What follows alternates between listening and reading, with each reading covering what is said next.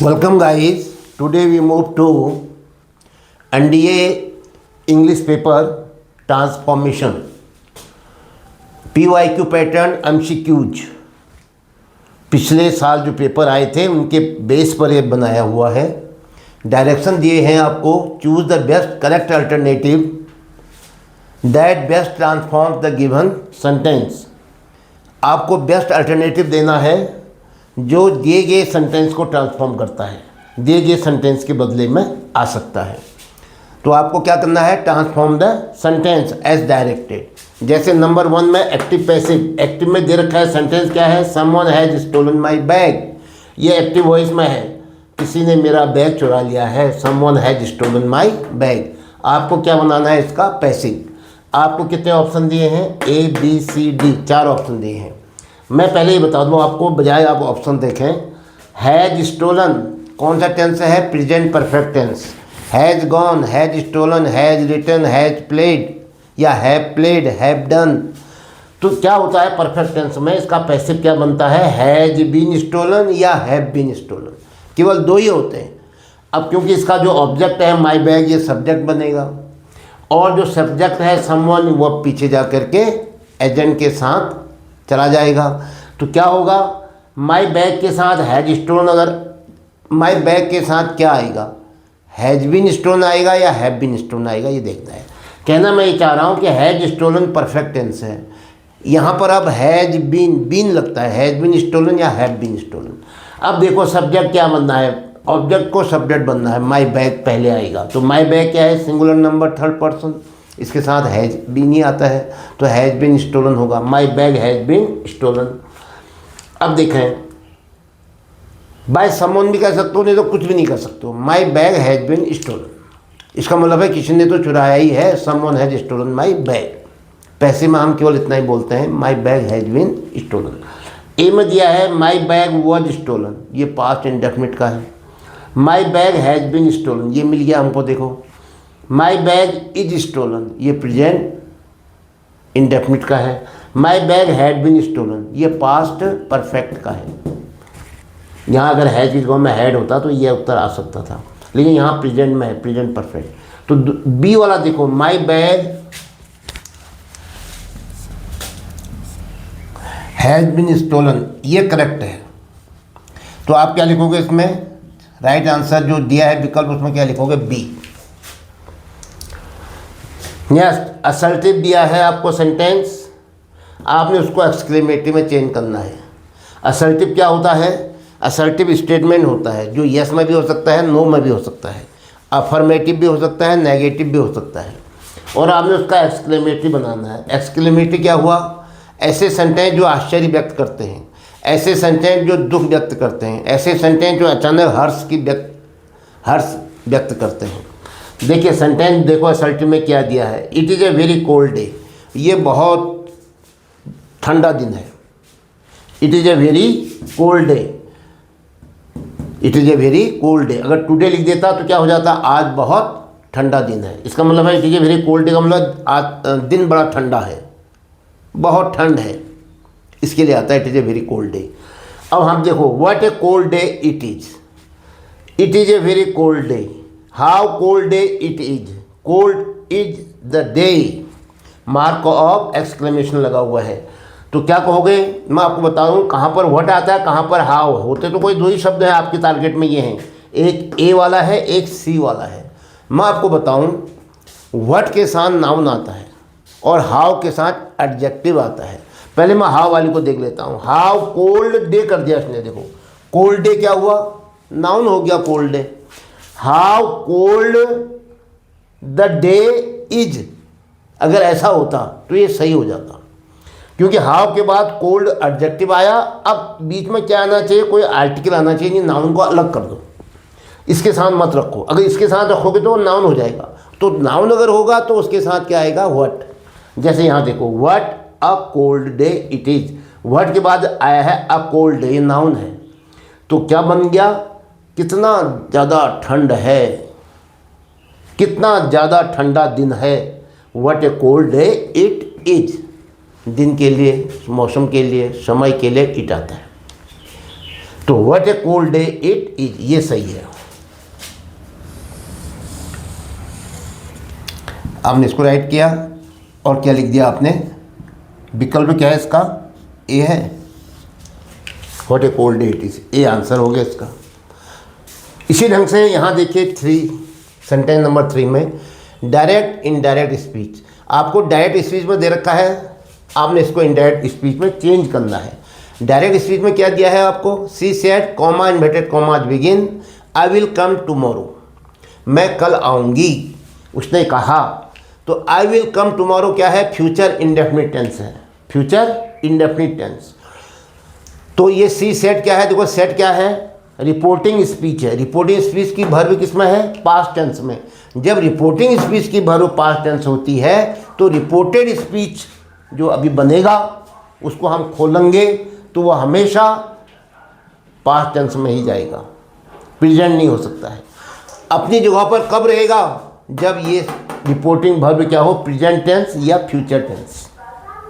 अगर यहाँ पर विल से होता या केवल सी सेज होता तो यहाँ के टेंस में हम कोई चेंज नहीं करते, लेकिन यहाँ पास्ट टेंस है तो अब यहाँ पर जो है इसका पास्ट बनेगा। प्रेजेंट इंडेफिनिट है तो पास्ट इंडेफिनिट, प्रेजेंट कॉन्टिन्यूस है तो पास्ट कॉन्टिन्यूस, प्रेजेंट परफेक्ट है तो पास्ट परफेक्ट, पास्ट इंडेफिनिट है तो पास्ट परफेक्ट, पास्ट कॉन्टिन्यूस है तो पास्ट परफेक्ट कॉन्टिन्यूस। और पास्ट परफेक्ट और पास्ट परफेक्ट कॉन्टिन्यूस में कोई चेंज नहीं होता है, वही रहते हैं। लेकिन जब मॉडल आया है विल फ्यूचर इंडेफिनिट बनाने के लिए तो विल का वुड हो जाएगा, शेल का शुड हो जाएगा, कैन का कुड हो जाएगा, मे का माइट हो जाएगा, ये ध्यान रखेंगे आप। तो क्या बना, she said comma inverted comma हट जाएंगे, ठीक है। अगर इसका ऑब्जेक्ट दिया होता शी सेड टू मी तो हम टोल्ड करते हैं, ऑब्जेक्ट में सेड टू बदल जाता टोल्ड में, लेकिन यहाँ ऐसा है सेड टू मी कुछ नहीं है तो सेड का सेड ही रहेगा। सी सेड कॉमा हटा इन्वर्टेड कॉमा हटा डैट लगा। अब आई कौन है, फर्स्ट पर्सन है, मैं अपने बोलने के लिए अपने लिए मैं कहता हूँ, आई कहता हूँ। शी ने क्या कह रखा है, अपने लिए आई कहा है। आई किसने कहा है अपने लिए, इसने कहा है जो रिपोर्टिंग वर्ब का सब्जेक्ट है। तो हम आई को क्या कर देंगे, शी में बदल देंगे, क्योंकि शी ने कहा है आई। जब हम इसको अपने शब्दों में कहेंगे तो ये आई इसने कहा अपने लिए, तो हम उसके लिए सी कहेंगे। अब विल कम का क्या हो जाएगा, यहाँ पास्ट था, यहाँ पास्ट टेंस है तो यहाँ विल कम का वुड कम हो जाएगा।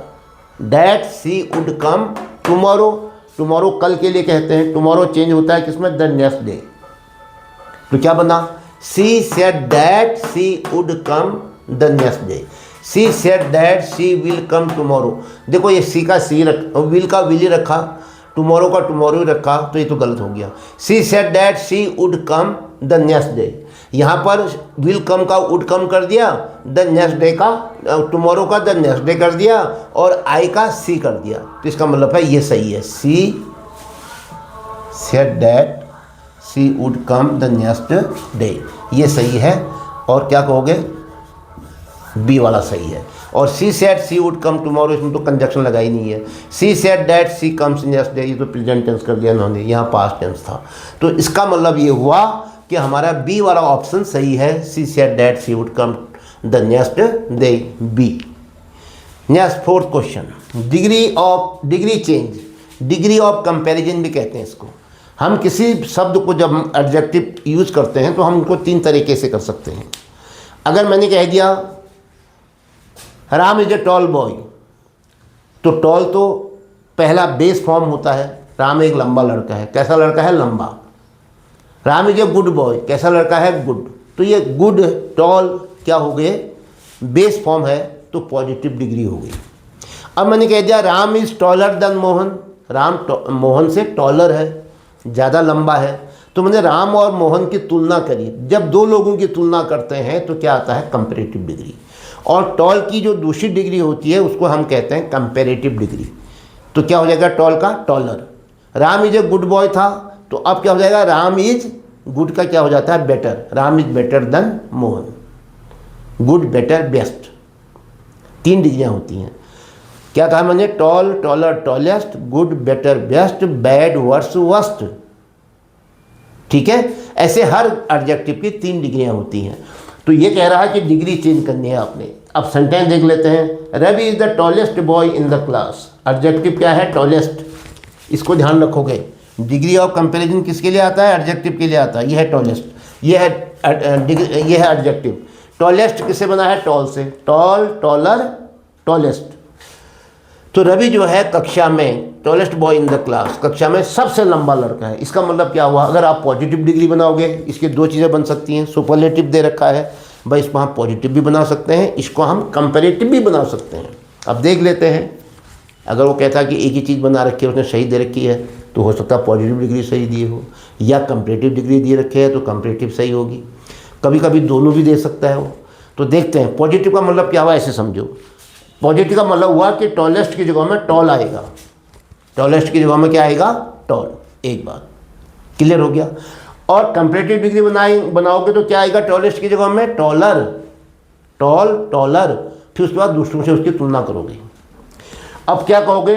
कक्षा में कोई भी लड़का, क्या कहोगे?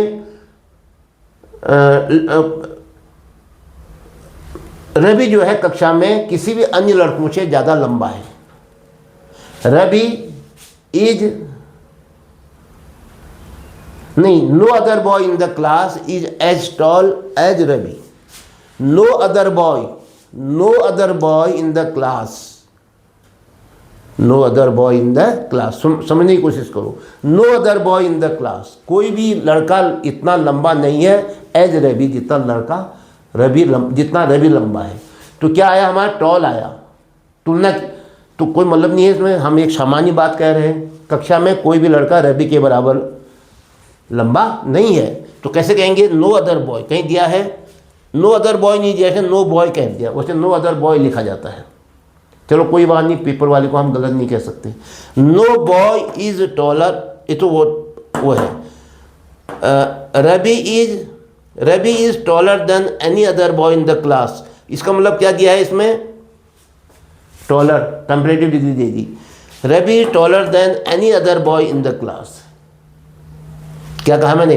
रवि जो है, कंपैरेटिव डिग्री दे दी उसने, रवि जो है ज़्यादा लंबा है कक्षा के किसी भी लड़के से, कक्षा के किसी भी लड़के से ज़्यादा लंबा है। बात सही है, तो क्या हो गया? ये सही है। एक तो एक कौन सी डिग्री है? कंपैरेटिव।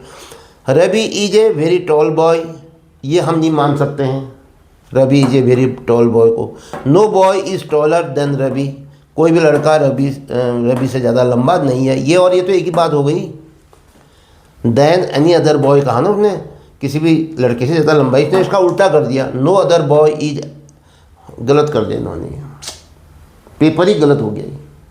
चलो, या तो मैं तो इसी को मानता हूँ, किसको? ए को। ये तो है ही इसका है, Ravi is taller than any other boy in the class.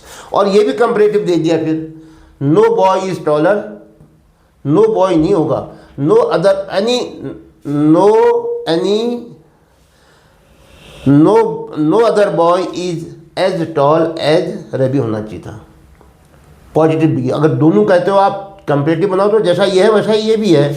अगर आप कहते हो साहब की तरह है तो उसको भी रखो, ये भी कंपैरेटिव ही है। पॉजिटिव नहीं दिया। पॉजिटिव क्या होता है इसका पॉजिटिव होता no other boy is as tall as Ravi in the class. इसको नोट कर लो। कोई भी लड़का, कोई भी अन्य लड़का इतना लंबा नहीं है जितना कि रवि है। टॉल आ गया, देखो ये पॉजिटिव डिग्री हो गई। कंपैरेटिव डिग्री ये हुई, क्या थी? Ravi is taller than any other boy in the class. तो इसकी ज़रूरत ही नहीं पड़ती, लेकिन उन्होंने बीच में घुसा दिया है। आप कैसे कहें इसको? यहाँ पर भी no boy is taller than Ravi, no other boy is taller than Ravi, ये होना था। चलो कोई बात नहीं, अब इसको भी हम गलत नहीं कह सकते हैं। तो इसका मतलब क्या हो गया? बोथ ए एंड सी हो गया। अभी लो, इसको ले लेता हूँ मैं, ठीक है। तो क्या बना? ये वाला सही है, बोथ ए एंड सी, क्योंकि उत्तर तो एक ही देना पड़ेगा। एक ये था सही, एक ये था, इसका मतलब है दोनों ये है, बोथ ए एंड सी है। तो क्या कहोगे? किसको लिखोगे? डी। लो, ये सही हो गया। तो ये चैप्टर जब तुम पढ़ोगे, डिग्री ऑफ कंपैरिजन, आपको अलग से पढ़ने पड़ेंगे पूरा। इसमें 1 सप्ताह 15 दिन आपको देना पड़ेगा। अगर अच्छी तैयारी करते हो। ये तैयारी ऐसी हो सकेगी कि आप हमको पढ़ाना शुरू कर दोगे। ये होता है, इतना बढ़िया ढंग से आप पढ़ सकते हो। तो मैं अभी आपको आगे पढ़ाऊँगा, जब ट्रांसफॉर्मेशन आएगा तो फिर आप इतनी महारत हासिल कर सकते हो कि आप हमें पढ़ा सकते हो। तो ये था आज का एनडीए इंग्लिश ट्रांसफॉर्मेशन, जिसमें से इस प्रकार के इस प्रीवियस ईयर जो पैटर्न था उसमें ये क्वेश्चन मैंने एमसीक्यू में आपको दिए। आपको राइट जो चॉइस है, द बेस्ट वन चॉइस जो है उसको सेलेक्ट करना है। तो आपको ये वीडियो कैसा लग रहा है आप कमेंट बॉक्स में अवश्य लिखिए, और यदि आपको अच्छा लगता है तो इसको लाइक भी करिए, शेयर भी करिए और चैनल को सब्सक्राइब भी करिए, ताकि मैं आपको और उपयोगी वीडियो दे सकूं। इसके साथ ही आज का ये वीडियो समाप्त होता है। जय हिंद।